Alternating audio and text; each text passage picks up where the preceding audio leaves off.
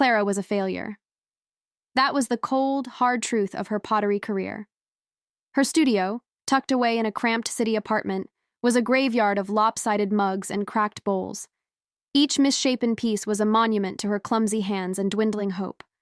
She was on the verge of packing it all in, of admitting that her dream was just that, a dream. Then, the inheritance arrived. Not a fortune, not a house, just a single heavy wooden crate from a great-uncle she never even knew existed. Inside, nestled in straw that smelled of dust and decades, was a small antique pottery wheel. It was made of dark, weathered wood, stained with clay from a long-forgotten time. Clara let out a short, bitter laugh, just what she needed. Another tool to highlight her own inadequacy. A cursed wheel wouldn't change her cursed hands.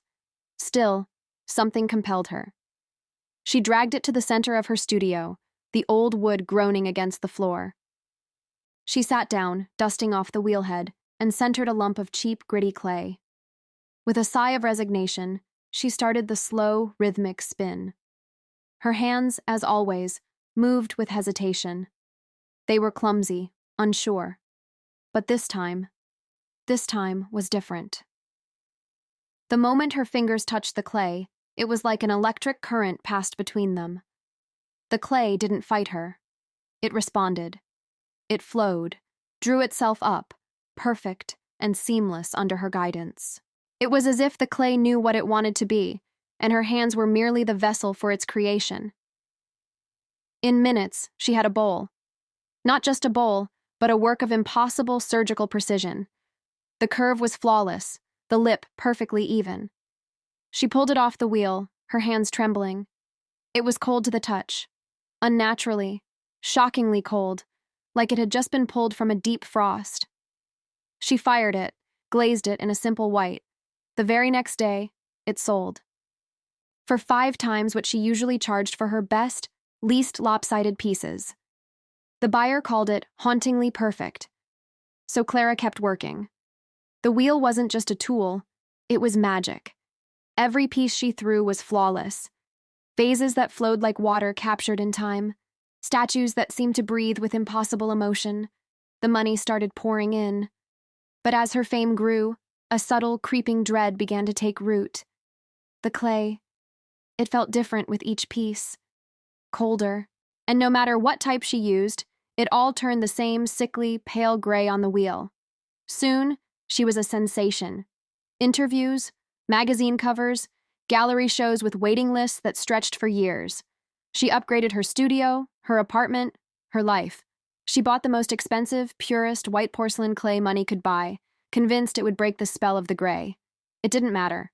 The moment the pristine white clay touched the antique wheel, it transformed, shifting into that same cold, dead, uniform gray.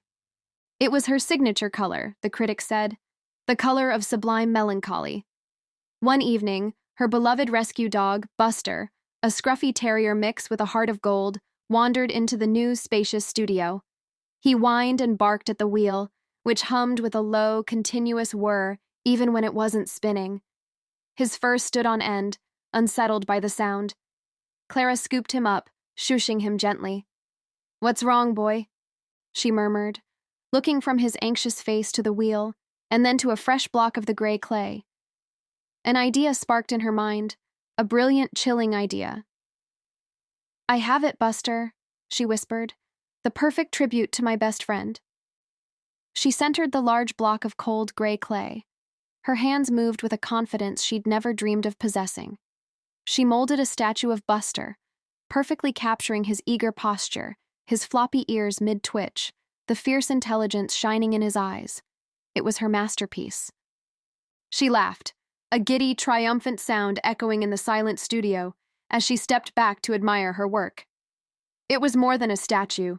It was Buster, frozen in time. Then she looked up, ready to show the real Buster her creation. But he was gone. "Buster?" she called, her voice echoing. She searched the apartment, her calls growing more frantic. The living room, the kitchen, under the bed, nothing. Her heart began to pound a frantic rhythm against her ribs. Her eyes darted around the room, landing on the cold vase on her shelf, the perfect statue of a Roman soldier in the corner. She reached out and touched one. It was like ice. The cold wasn't just in the material. It felt like it was radiating from within, a cold that leached the warmth from her fingertips. A chilling, impossible thought struck her. She turned, her gaze falling back on the statue of Buster. And as she watched, paralyzed by a dawning horror, the plaster dog's sculpted ears twitched. A single, minuscule movement.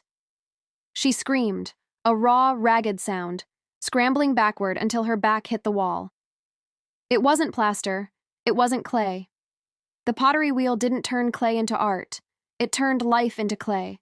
It was a conversion machine. The wheel didn't need skill. It needed sacrifice. She finally understood the source of the clay's unnatural coldness. It was the stolen heat of life, the warmth pulled from a living thing, that gave it that perfect, horrifying smoothness. She ran through her magnificent house, her sanctuary, which now felt like a mausoleum. Every piece of furniture, every breathtaking statue, every perfect bowl. It was a petrified graveyard. Her first perfect bowl, the fat pigeon that used to sit on her old fire escape, the Roman soldier, the stray cat she'd taken to feeding. The ancient wheel demanded organic life as its raw material, and she had been feeding it all along, unknowingly.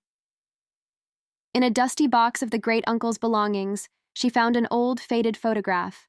There he was, a gaunt man with haunted eyes. He wasn't holding a will or a deed. He was holding a perfect, small ceramic replica of his own withered skeletal hand. The horror wasn't in the art she was selling. It was in the source. The wheel had never run out of material because the world was full of life, and she was its unwitting executioner. Clara stood shaking in the middle of her gallery-like home, the silence pressing in on her. The hunger of the wheel was a palpable presence now. She could hear it from the studio, that faint, hypnotic whirring, calling to her.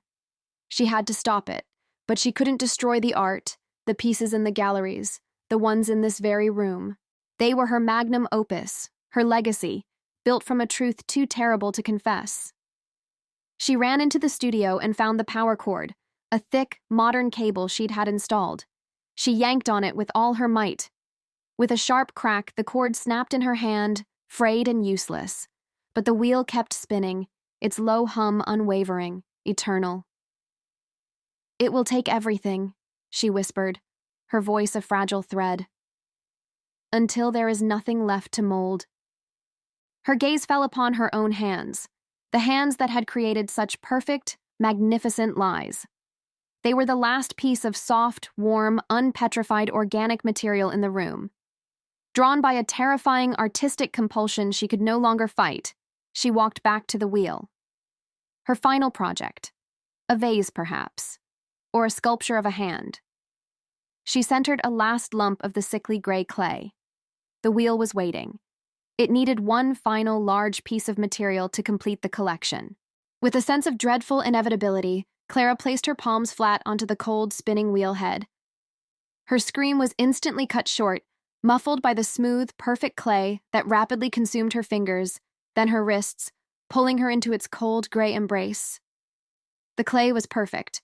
The final piece was flawless. The studio finally fell silent. On the wall, a pristine calendar hung, a tribute to her organized success. The next day's entry was circled in red ink, gallery opening, final collection, a testament to her last and truly final masterpiece, herself. Thanks for watching. If you enjoy our stories, please like and subscribe so you don't miss the next one. Stay safe out there.